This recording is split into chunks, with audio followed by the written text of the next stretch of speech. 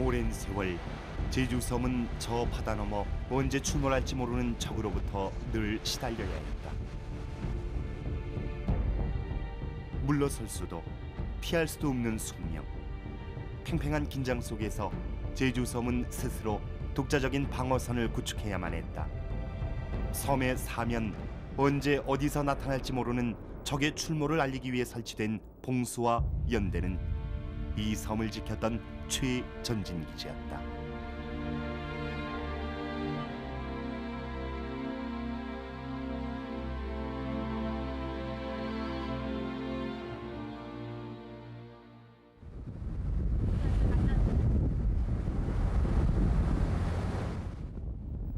사면이 바다로 둘러싸인 제주.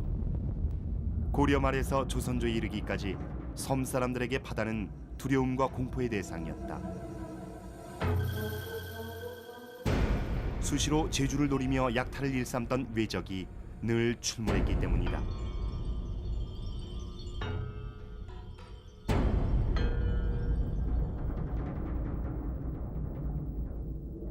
당시 해상 요충지였던 제주는 왜구들이 땔감과 물, 식량 등을 확보할 수 있는 가장 유리한 지역이었다. 제주도가 섬이라는 조건은 당연히 바다를 통해서 나아갈 수도 있지만 바다를 통해서 외부 세력이 침입해 들어올 수 있는 조건이 됩니다. 제주를 거점으로 해서 많은 해상 활동도 하겠지만 어떤 경우에는 해상에서의 그 약탈 행위 같은 것들도 이루어지게 됩니다. 그래서 자연이 제주도의 자기들 나름대로의 거점을 확보하기 위한 그런 침략이 상당히 많이 이루어졌던 것이죠. 그 속에 외구와 같은 그런 해상 그 노략질을 많이 하는 그런 집단은 제주 같은 지역을 상당히 중요한 거점지구로 봤을 겁니다. 이러한 외구 침입에 대비해 고려 말부터 조선시대에 이르기까지 제주는 독자적인 방어 시설을 구축하게 된다. 읍성과 9개의 진이 축성되고 특히 통신 시설인 봉수와 연대는 제주 전 지역을 돌아가며 설치됐다.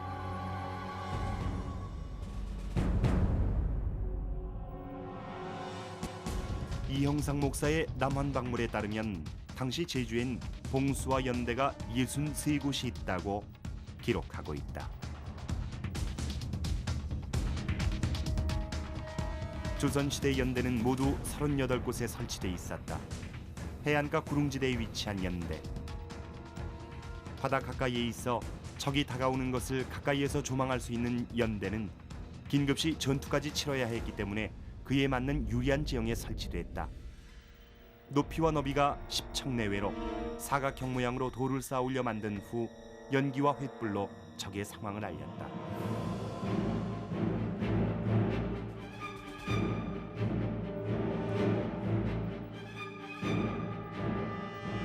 반면 산이나 오름처럼 높은 지대엔 봉수가 설치됐다.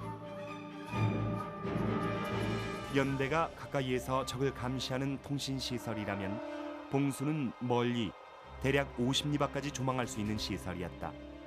주로 오름 위에 둥글게 흙을 쌓아 올려 그 위에 불을 피우는 시설을 만들었다.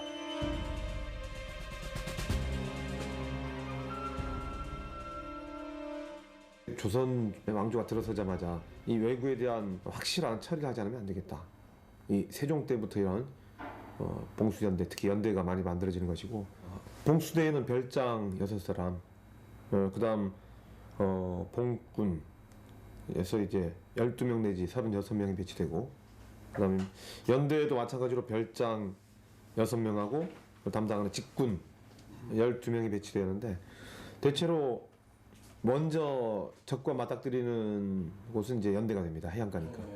그래서 해안가에 있는 이 병사들은 직접 적과 맞닥뜨려서 싸울 그런 태세까지도 갖췄던 걸로 보입니다. 조선시대의 복년 별장강 절목을 보면 절의 고도인 섬의 방어에 얼마나 신경을 썼는지 짐작케 한다. 적의 출몰을 알리는 데는 그 상황의 진전에 따라 오거법을 따랐다. 더불어 낮이면 연기를 피우고 밤이면 횃불을 들어 적의 출현을 알리도록 하고 있다.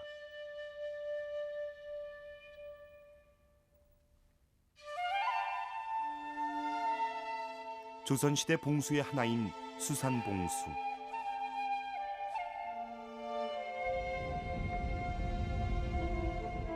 성산읍 고성리에 위치한 수산봉. 이곳에 오르면 제주의 동쪽 해안지대가 한눈에 펼쳐진다. 멀리 성산 일출봉과 우도에 이르기까지의 탁 트인 조망은 적의 출몰을 관찰하기에 더할 나위 없이 좋은 입지 조건이다. 이곳에서 북동쪽으로는 성산봉수와 남서쪽으로는 독자봉수와 교신하며 제주 전 지역으로 퍼져나갔다. 앞 보이는 해안으로 외게 자꾸 들어오기 때문에 여기서가 제일 먼저 그걸 감지해가지고 좌측 저 멀리 보이는 저 종다리 그 지미봉 거기서부터 성산에서 저 온평리 봉수인데까지 해가지고 그리고 여기서 하게 되면 제주도 일원에 전부 그 외구가 침입했다는 걸 알려드리는 거죠.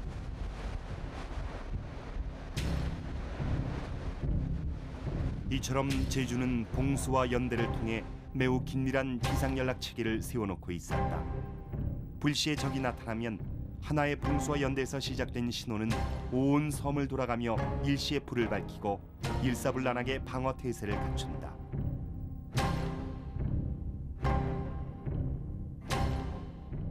봉수 연대가 소속된 현성에 정보가 전달이 되는 것이고, 그 정보 전달 체계는 각각의 그 연대 봉수를 따라서 제주 읍성까지 이제 보고되어지는 그러한 체제를 갖게 됩니다. 저희도 뭐 어디에서 이제 군사적 상황이 발생하더라도 저희도 전도는 비상체제로 이제 돌입을 하게 되는 거죠.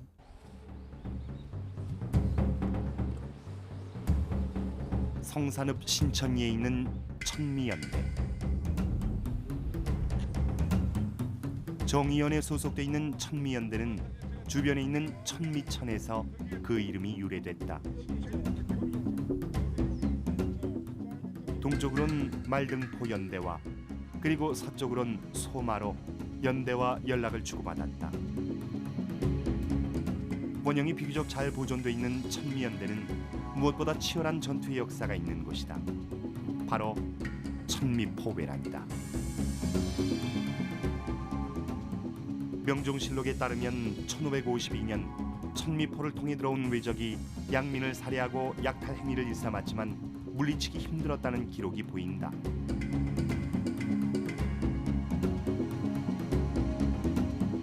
왜구들이 그 천미포로 침입을 해가지고 와서 저 약탈도 해가고 살인도 하고 뭐 이렇게 해서 그 천미포에서 이놈들이 올라오면은 거기서만 그치는 것이 아니고 한참을 육지로 자꾸 올라오는 거 그렇게 해서 싸우면서 퇴치시킨 그런 기록이.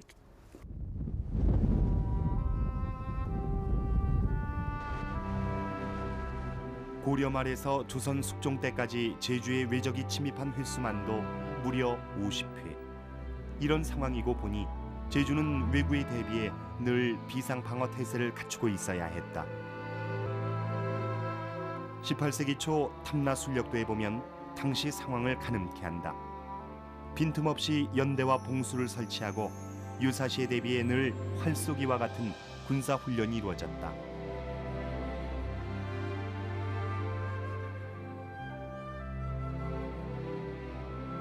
이로 인해 제주 사람들이 겪어야 했을 고초를 어찌다 말로 하겠는가. 제주도민들은 유사시에 대비해서 언제든지 나가서 이제 싸울 수는 그러한 군사적 훈련을 되풀이하지 않을 수가 없었다. 그래서 각 마을에 가보면 마을마다 이 활쏘기 연습하는 사장터들이 있습니다. 그래서 전 주민이 군사화되어 있었다. 이거는 남자들만의 목도 아니었다는 거죠. 그러니까 왜구를 막아내는 데는 남자의 힘만으로서도 부족했기 때문에 여자들도 군인으로 나설 수밖에 없는. 외적이 나타나면 봉수군은 정신없이 불을 지폈고 그 불빛은 섬광처럼 순식간에 섬 전체로 번져갔다. 이처럼 연대와 봉수는 1895년 폐지될 때까지 조선시대의 대표적인 군사 통신 수단의 역할을 다했다.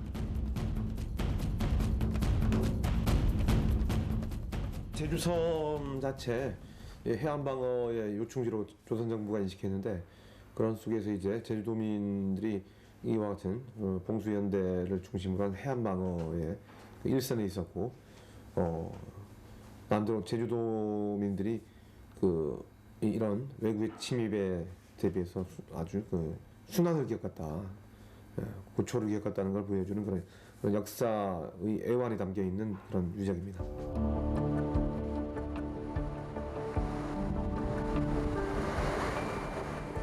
변방의 땅 제주.